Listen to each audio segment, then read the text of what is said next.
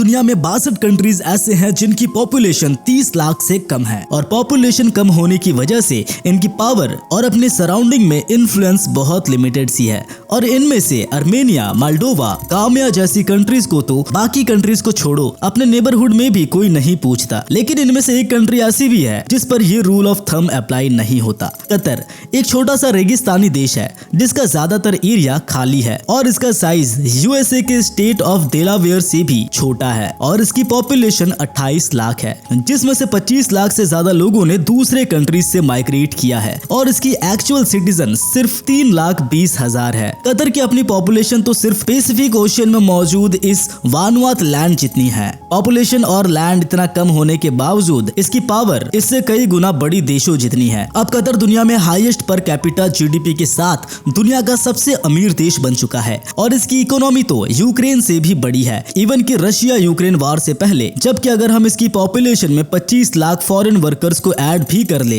तब भी यूक्रेन की पॉपुलेशन इससे 10 टाइम्स ज्यादा है। इसके अलावा कतर के पास दुनिया का 9th largest sovereign wealth fund है। ये एक तरह का इन्वेस्टमेंट फंड होता है जिसको कोई भी देश डिफरेंट सेक्टर में इन्वेस्ट कर ये फाइनेंशियली ग्रो हो सकता है। कतर के टोटल एसेट्स को देखा जाए तो वो नियरली इंडिया के जितनी है, जबकि इंडिया की पॉपुलेशन कतर की टोटल पॉपुलेशन से 100 गुना से भी ज्यादा है। तो चलो सबसे पहले कतर के कुछ इंपॉर्टेंट एसेट्स को देखते हैं और फिर देखेंगे कि कतर के इतना अमीर बनने के पीछे क्या राज है। कतर के पास दुनिया का नंबर 1 कार कंपनी वोल्क्सवैगन के मोर देन 10% शेयर्स है। इसके अलावा ये state Paris Saint football club को भी ओन करती है जो कि दुनिया का 7th लार्जेस्ट फुटबॉल क्लब है। इसके अलावा कतर के पास एक डाइवर्सिफाइड रियल एस्टेट पोर्टफोलियो भी है जो कि कतर को लंदन का सिंगल लार्जेस्ट प्रॉपर्टी ओनर बनाता है। कतर के पास लंदन हीथ्रो एयरपोर्ट का भी 20% स्टेक है जो कि दुनिया का 7th बिगेस्ट एयरपोर्ट है, जहां पर कुछ कंट्रीज में हर आदमी के ऊपर लाखों रुपए का कर्ज है। अगर हम कतर के सोवन फंड्स के एसेट्स को यहाँ के सिटीजन में डिवाइड करें तो हर एक सिटीजन को $1.4 मिलियन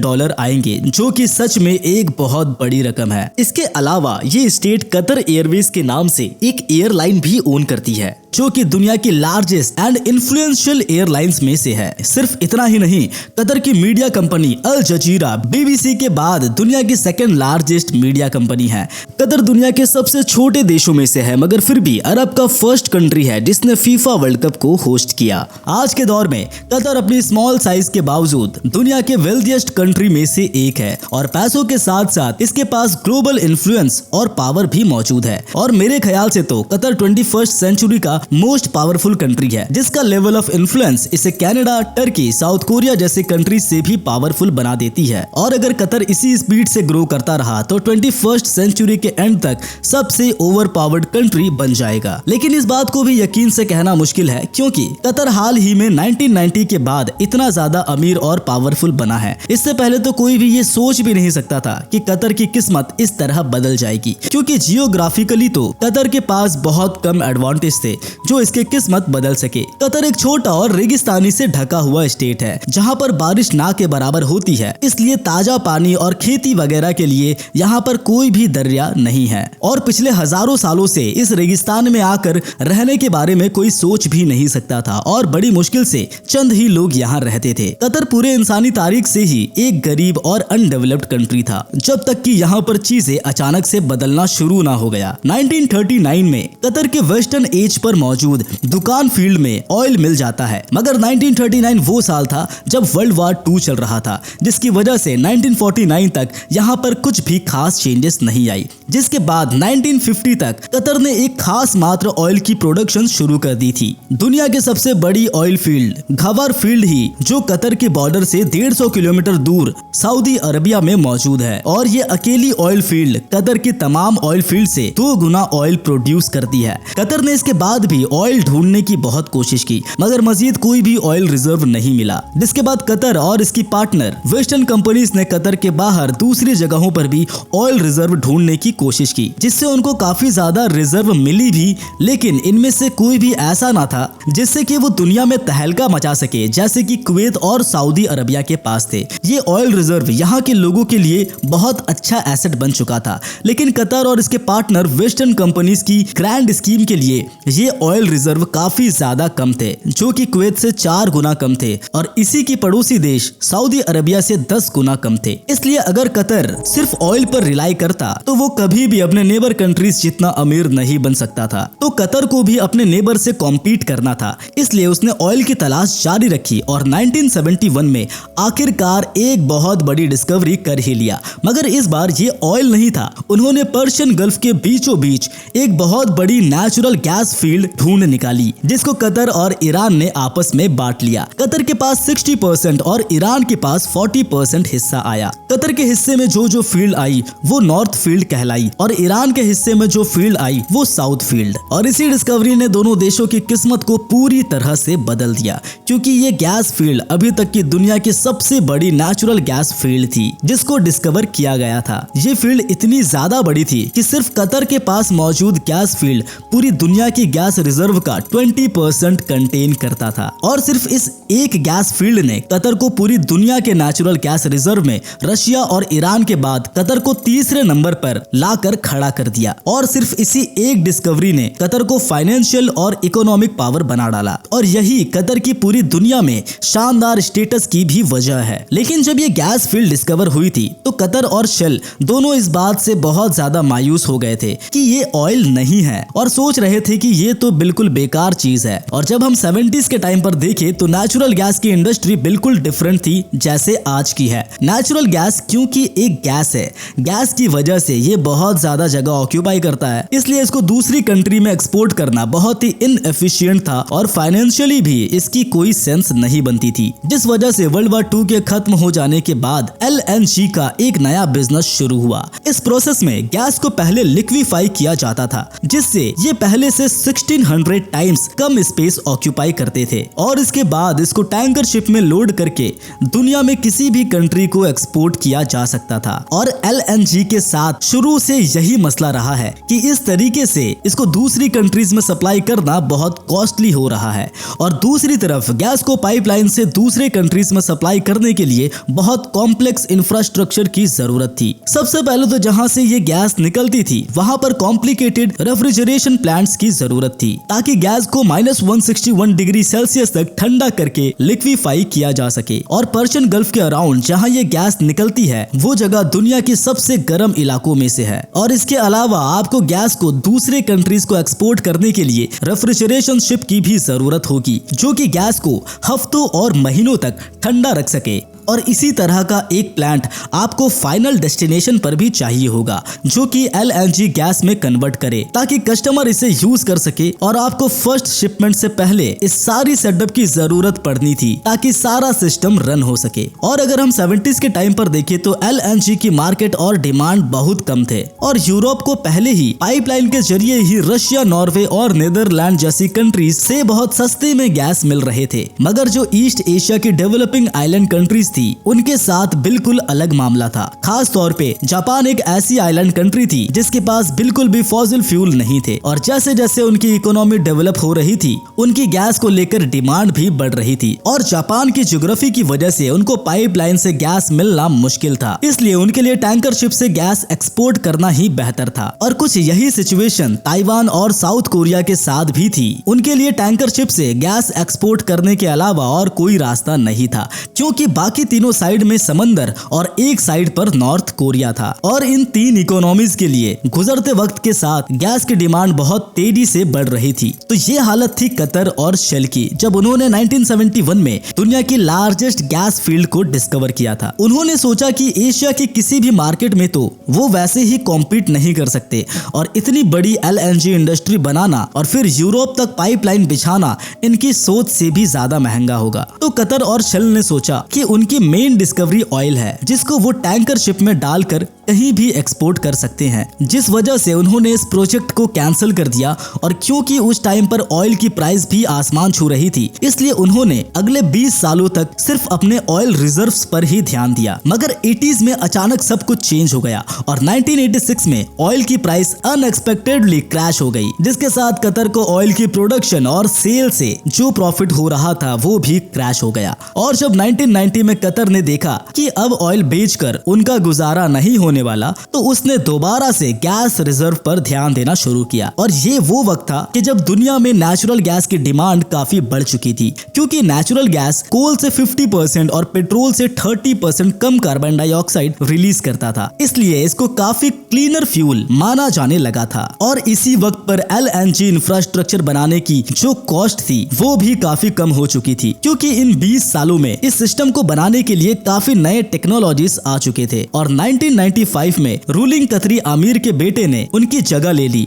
और इस छोटे से देश को वर्ल्ड सुपर पावर बना दिया। हमद बिन खलीफा को बढ़ते हुए LNG बिजनेस से काफी ज्यादा उम्मीद थी, क्योंकि वेस्टर्न एक्सॉन मोबिल जैसी कंपनीज ने भी इसमें इन्वेस्ट कर रखे थे। इस तरह से कतर और इसके पार्टनर वेस्टर्न कंपनीज ने दुनिया की सबसे बड़ी गैस फील्ड से LNG प्रोडक्शन शुरू कर दी। कतर के नए अमीर हमद बिन खलीफा ने LNG बिजनेस को इतना ज्यादा बढ़ा दिया कि शायद किसी ने सोचा भी नहीं होगा। हमद बिन खलीफा ने कतर की रस लफन सिटी के अंदर दुनिया का सबसे बड़ा आर्टिफिशियल हार्बर बना दिया और ये सिटी आगे चलकर कतरी LNG का primary production and export area बनी। कतर ने बड़ी से बड़ी कंटेनर्स को कमीशन किया जो कि लार्ज अमाउंट में LNG दूसरे कंट्रीज में मौजूद उनके कस्टमर तक पहुंचा सके। और ये सारा सेटअप बिल्ड करने के बाद कतर ने 1996 में स्ट्रेट ऑफ हॉर्मुज से अपनी फर्स्ट शिपमेंट भेजी। LNG के बिजनेस के पहले 10 साल में यानी कि 2006 तक कतर ने अपनी तमाम LNG कॉम्पिटिटर्स यानी इंडोनेशिया और मलेशिया जैसी कंट्रीज को भी पीछे छोड़ दिया था। और कतर अब जापान, ताइवान, साउथ कोरिया जैसी कंट्रीज को बल्क में शिपमेंट्स करना शुरू हो चुका था। सिर्फ साउथ कोरिया ही कतर का अकेला सबसे बड़ा कस्टमर बन गया था और ये अभी भी अपने 27% गैस कतर से ही लेता है। और लार्ज रेवेन्यू जो ये कंट्रीज कतर को पे कर रही थी उससे कतर काफी ज्यादा अमीर बन चुका था। 1996 वो साल था जब कतर ने वर्ल्ड मार्केट में LNG एक्सपोर्ट करना शुरू किया था। और आप इस ग्राफ में देख सकते हैं कि उसके बाद उनकी वेल्थ कितनी तेजी से बढ़ना शुरू हो गई थी। और 2006 में एक वक्त ऐसा भी आया था जब कतर दुनिया का नंबर 1 गैस एक्सपोर्टर बन गया था। और इस पॉइंट पर कतर अपनी LNG शिपमेंट से हर साल बिलियन ऑफ डॉलर का रेवेन्यू जनरेट करता है। लेकिन ये सारा पैसा अपने साथ बहुत सी प्रॉब्लम भी ले आया था। कतर सिर्फ एक ही बिजनेस में बहुत ओवर डिपेंडेंट हो गया था और दुनिया की फर्स्ट LNG स्टेट बनने की कोशिश में लगा था। अगर ये बिजनेस कभी भी क्रैश हो जाता या सप्लाई खत्म हो जाती तो कतर पहले जैसा गरीब देश बन जाता जैसे कि ये पिछले हजारों सालों से था। और कतर की गवर्नमेंट ये बात अच्छे तरीके से जानती थी। और फिर यहाँ की गवर्नमेंट ने सोचा कि उन्हें कुछ दूसरी इनकम सोर्स भी बनाना चाहिए, जिसके बाद कतर ने डिफरेंट बिजनेस आइडिया में इन्वेस्ट करना शुरू किया। 1993 में कतर ने कतर एयरलाइंस को शुरू किया और ऑयल और गैस से कमाए जाने वाले पैसों से इसे एक्सपैंड करते गए और इसको वर्ल्ड की टॉप 10 एयरलाइंस में ले आए। 2005 में कतर में सॉवरेन वेल्थ फंड को एस्टैब्लिश किया जाता है ताकि वो अपने मैसिव रेवेन्यू को अलग अलग कंपनीज और दूसरे देशों में इन्वेस्ट कर सके। जैसा कि हमने पहले बात की कि कतर अभी के वक्त लंदन का मेजॉरिटी प्रॉपर्टी होल्डर है। अभी भी कतर की नेचुरल पॉपुलेशन बहुत कम थी और ये एक डेंजरस जियोपॉलिटिकल नेबरहुड में मौजूद था। वो इसलिए कि इराक के प्रेसिडेंट सद्दाम हुसैन ने हाल ही में ऑयल रिजर्व्स पर कंट्रोल हासिल करने के लिए ईरान और कुवैत के साथ जंग शुरू की थी और कतर उसके लिए एक वीक टारगेट हो सकता था, जिसकी एक वजह ये भी थी कि कतर ने हाल ही में दुनिया के सबसे बड़ी गैस फील्ड को ईरान के साथ शेयर किया था, जिसका मतलब ये था कि कतर और ईरान गवर्नमेंट को साथ काम करना था जब तक कि वो इस फील्ड में सारी गैस को निकाल ना लेते। एक ऐसी सिचुएशन जो कि ईरान के उस वक्त के सबसे बड़ी दुश्मन सऊदी अरेबिया को खौफ ज्यादा बना देती है। और इस सिचुएशन में कतर के पास सेफ हैंड होने के लिए सिर्फ एक ही रास्ता बचा था कि वो अमेरिका के साथ अपने रिलेशन को स्ट्रॉन्ग कर ले। जिस टाइम पर कतर अपने LNG बिजनेस को ग्रो कर रहा था उसने अमेरिका और ब्रिटिश आर्मी को इन्वाइट किया ताकि वो लोग कतर को अपने कंट्री में अल उदैद एयर बेस कंस्ट्रक्ट करवाने में हेल्प करे। और यही एयर बेस आगे चलकर मिडिल ईस्ट इंडिया में यूएस का लार्जेस्ट एयर बेस बनता है, जिसमें आज के वक्त यूएस के टोटल 11,000 पर्सनल्स और 100 एयरक्राफ्ट्स है। और ये एयर बेस आगे चलकर मल्टीपल रीजंस की वजह से अमेरिका के लिए एक्सट्रीमली वैल्यूएबल एसेट्स बन जाता है। अफगानिस्तान, इराक और सीरिया में ISIS के खिलाफ ऑपरेशंस करने के लिए ये अमेरिका की प्राइमरी एयर बेस बन जाती है। और इस एयर बेस के बियॉन्ड कतर अमेरिका का most important allies India, south Korea, Japan और ताइवान को एनर्जी भी सप्लाई करता है। और इन्हीं कुछ रीजंस की वजह से अमेरिका के प्रेसिडेंट जो बाइडेन ने 2022 में कतर को अमेरिका का most important non NATO Alai भी कहा था।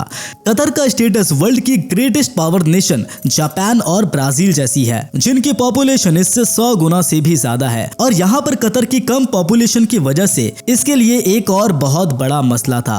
कम पॉपुलेशन की वजह से लेबर भी कम थे, इसलिए इसके लिए पेट्रोल और LNG से अर्न किए गए पैसों से बड़ी बिल्डिंग्स और वर्ल्ड कप के लिए स्टेडियम बनाना बहुत मुश्किल था। इस प्रॉब्लम को सॉल्व करने के लिए कतर ने इंडिया, बांग्लादेश, पाकिस्तान, श्रीलंका और नेपाल जैसे कंट्रीज से लो स्किल्ड वर्कर्स की एनॉर्मस माइग्रेशन को इनकरेज करना शुरू कर दिया। और इसी वजह से आज कतर का डेमोग्राफिक स्ट्रक्चर दुनिया में सबसे खराब है। आज के टाइम पर कतर में हर 10 में से 9 लोग फॉरेन वर्कर्स हैं, जो हाल ही में माइग्रेट करके कतर में आए हैं। और इन माइग्रेंट में से 7 लाख से ज्यादा तो इंडियन ही हैं, जिसकी वजह से कतर की मेजॉरिटी पॉपुलेशन फॉरेन वर्कर्स की है, जो कि मेन है। और जब से कंट्रीज में माइग्रेशन शुरू हुई है, कतर की जेंडर प्रोफाइल बिल्कुल खराब हो गई है और कतर में हर 3 मेंस के लिए अब सिर्फ एक ही विमेन है। कतर के खिलाफ टेरिबल ह्यूमन राइट एब्यूज के अगेंस्ट बहुत सारे पब्लिकेशंस है, जिसमें ये बताया गया है कि यहाँ पर जो फॉरेन वर्कर्स आते हैं, उनके साथ यहाँ पर जो रवैया इख्तियार किया जाता है, उनको हम मॉडर्न डे स्लेवरी का नाम भी दे सकते हैं। साउथ एशियन मेन को कतरी ऑफिशियल्स यहाँ पर अच्छे सैलरी कहकर अपनी कंट्रीज में लाते हैं और वहाँ जाते ही उनसे उनके पासपोर्ट को छीन लिया जाता है और बहुत कम सैलरी वाले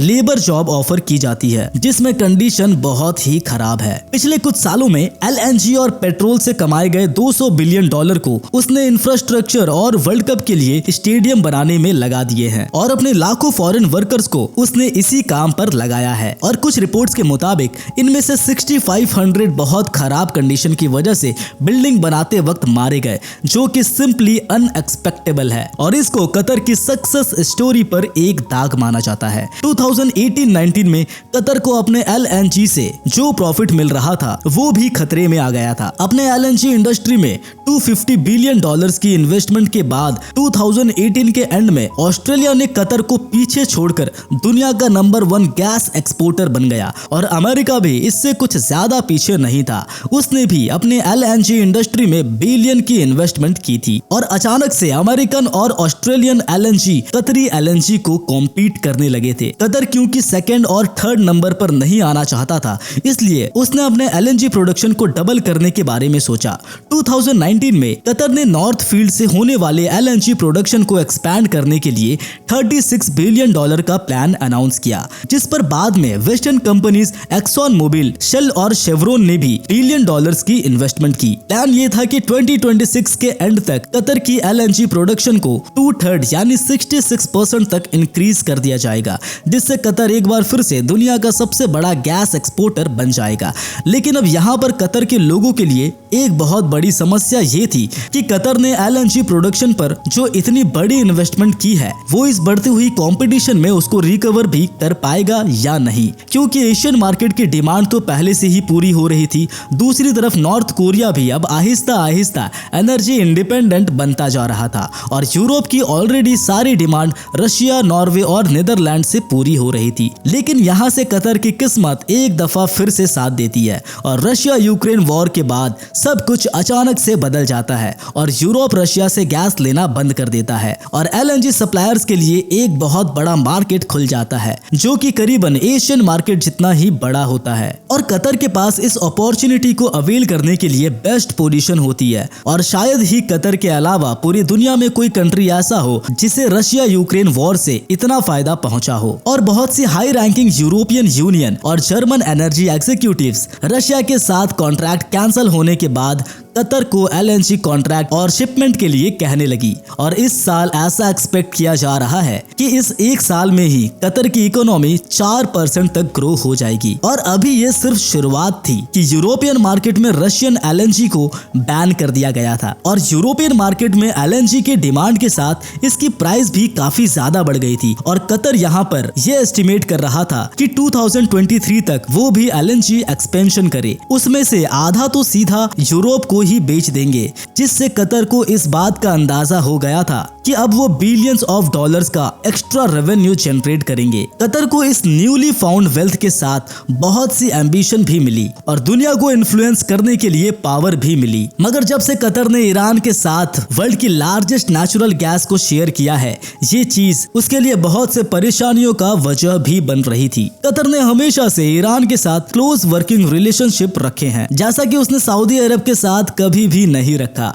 जो कि ईरान का सबसे बड़ा दुश्मन है। सिर्फ इतना ही नहीं, कतर शुरू से ही सऊदी अरब की फॉरेन पॉलिसीज को डिसएग्री करते आया है। अर्ली 2010 में जब सऊदी अरब में डेमोक्रेटिक गवर्नमेंट की डिमांड की जा रही थी, उसके बाद से ही दोनों कंट्रीज रीजन के हर एक कॉन्फ्लिक्ट में हमेशा अपोजिट साइड को ही सपोर्ट करते नजर आए हैं। वो इसलिए कि कतर ने अरब में डेमोक्रेटिक राइज को सपोर्ट किया, जैसे कि उसने बिलियन ऑफ डॉलर्स की जेनरस मीडिया कवरेज से मुस्लिम ब्रदरहुड की डेमोक्रेटिक राइज को सपोर्ट किया था। और कतर ने बहरीन में भी मोनार्की के अगेंस्ट में सपोर्ट किया था। मोनार्की के ऐसे गवर्नमेंट होती है जिसमें पूरी स्टेट को सिर्फ एक ही इंसान रूल करता है, जो वहाँ का किंग या अमीर कहलाता है। जबकि सऊदी अरब ने इस प्रोटेस्ट को रुकवाने के लिए अपने ट्रूप्स तक भेज दिए थे। पूरे अरब में मोनार्की के खिलाफ जितनी भी प्रोटेस्ट हो रही थी, कतर ने उनको खुलकर सपोर्ट किया, जिसका मतलब ये था कि एक दिन वो सऊदी अरब के लिए भी एक बहुत बड़ा मसला बन जाएगा। 2017 में सऊदी अरब, Egypt, Bahrain, Djibouti, Jordan, Mauritania, Senegal, Maldives और कोमोरोस ने लीबिया में टोब्रुक और यमन में हदी गवर्नमेंट को खुलकर सपोर्ट किया। और इन सब कंट्रीज ने कतर के साथ अपने खराब रिलेशनशिप को वर्ल्ड वाइड अनाउंस कर दिया, जिसके बारे में हम फिर किसी वीडियो में बात करेंगे। सऊदी अरब और यूएई ने एक और स्टेप लिया कि कतर के शिप्स की अपने पोर्ट्स पे एंट्री और इसके एयरप्लेन्स की अपनी एयर स्पेसेस में एंट्री बंद कर दी, जिससे कतर एक आइलैंड कंट्री बनकर रह गया। और सऊदी अरब ने कतर की अलेगदी को मजीद प्रोमिनेंट करने के लिए अपने लैंड बॉर्डर पर एक नहर बनाकर पर्शियन गल्फ से इसने पानी भरने के बारे में सोचा, ताकि कतर कम्प्लीटली एक आइलैंड कंट्री बन जाए। और इन ब्लॉकेट्स को बंद करने के लिए उसने कतर के सामने कुछ शर्तें रखी कि वो अल जजीरा मीडिया ग्रुप को बंद करे और ईरान के साथ अपने रिलेशन खत्म कर दे। इसके अलावा फॉरेन ऑर्गेनाइजेशन जैसे कि इजिप्ट में मुस्लिम ब्रदरहुड जैसे ऑर्गेनाइजेशन को सपोर्ट करना बंद करे, जिनको वो लोग टेररिस्ट ऑर्गेनाइजेशन भी कहते थे। मगर कतर ने किसी भी डिमांड को मानने से साफ इनकार कर दिया, जिसकी वजह से ब्लॉकेड के रिजल्ट जल्द नजर आने लगे। कतर बहुत से रूट्स के लिए सऊदी और एमिरेट एयरलाइंस के ऊपर रिलाई करते थे। कतर को अपने फ्लाइट पाथ को बदलना पड़ा, जो कि अब पहले से काफी ज्यादा लंबा होने के साथ बहुत ज्यादा कॉस्टली भी थी। सऊदी की ये ब्लॉकेड 3.5 ईयर यानी जनवरी 2021 तक रही, जिसके बाद सऊदी ने अपने ही फायदे के लिए ब्लॉकेड को खत्म कर दिया, क्योंकि वो अमेरिका में आने वाले नए प्रेसिडेंट यानी बाइडेन के सामने अपनी इमेज को रीब्रांड करना चाहते थे। क्योंकि वॉशिंगटन में बहुत से लोग इस ब्लॉकेड से परेशान थे, वो इसलिए कि सऊदी और कतर दोनों अमेरिका के लिए स्ट्रैटेजिकली बहुत इंपॉर्टेंट थे। और इस रीजन में एक और बहुत बड़ा मसला था, जो कि 2014 और 15 में यमेन में होने वाली सिविल वार थी। एक शिया मुस्लिम ऑर्गेनाइजेशन जिसे होतीस कहा जाता था, उसने यमेन के कैपिटल पर कब्जा कर लिया और खुद को कंट्री के गवर्नमेंट करार दे दिया, जिससे उनके दरमियान और पहले मौजूद सुन्नी गवर्नमेंट के दरमियान सिविल वार शुरू हो गए। और जल्द ही यमेन की एक शिया लीड कंट्री बन जाने की पॉसिबिलिटी नजर आने लगी, जिससे पूरे मुस्लिम वर्ल्ड को एक बहुत बड़ा झटका लगा, जिससे सऊदी अरब पर एक बहुत बड़ा खतरा मंडलाने लगा कि अगर यमेन एक शिया कंट्री बन जाता है तो ये भी ईरान का पार्टनर बन जाएगा। और अगर ऐसा हो जाता तो सऊदी अरब की जियोपॉलिटिकल कंडीशन बहुत ज्यादा खराब हो जाती और इससे इसका सबसे बड़ा दुश्मन ईरान स्ट्रेट ऑफ हॉर्मुज, जो कि पर्शियन गल्फ और अरबियन सी को मिलाता है, उसको बहुत ही आराम से ब्लॉक कर देता, जहां से सऊदी ऑयल एक्सपोर्ट करता है। और अगर ईरान और यमेन मिल जाते तो वो दोनों मिलकर बाबेल मंडेब स्ट्रेट को भी ब्लॉक कर देते, जो कि रेड सी और अरबियन सी को मिलाते हैं। और अगर दोनों रूट को ब्लॉक कर दिया जाता तो सऊदी के पास अपने एशियन कस्टमर को ऑयल एक्सपोर्ट करने के सिर्फ दो ही रास्ते बचते, या तो स्विस कैनल से या पूरा अफ्रीकन कॉन्टिनेंट घूमकर, जिससे उनका ऑयल बहुत ही महंगा और लेस कॉम्पिटिटिव हो जाता। सिंपली ये कि इससे सऊदी की इकोनॉमी पूरी तरीके से क्रैश हो जाती। तो ये सब होने से रोकने के लिए सऊदी अरब ने कतर और अमेरिका की हेल्प लेकर यमेन को कम्प्लीटली ब्लॉक कर दिया, ताकि वो यहाँ पर द हूतीस की पावर को खत्म कर सके, जिससे बहुत बड़ी जंग शुरू हो गई, जिससे 21st सेंचुरी की सबसे बड़े इंसानी तबाही भी कहा जा सकता है। और इस ब्लॉकेड को बॉम्बिंग की वजह से 19 लाख लोग भूखा मरना शुरू हो गए। और ये सऊदी और ईरान ईरान के दरमियान कोल्ड वॉर की भी वजह है और इसे 21st सेंचुरी के सबसे खतरनाक कॉन्फ्लिक्ट्स में से भी एक कहा जाता है। मिडिल ईस्ट को एनर्जी स्ट्रगल और पॉलिटिक्स के बारे में हमारे ऑनगोइंग कॉन्फ्लिक्ट सीरीज में जल्द ही एक वीडियो आएगी, जिसे आप भूल कर भी मिस ना करना, क्योंकि उसमें हम आपको उन डार्क सीक्रेट के बारे में बताएंगे जो बहुत ही कम लोगों को पता है, जिसे देखने के लिए आप हमारा चैनल भी सब्सक्राइब कर सकते हैं, जो कि आप लोगों के लिए बिल्कुल फ्री है।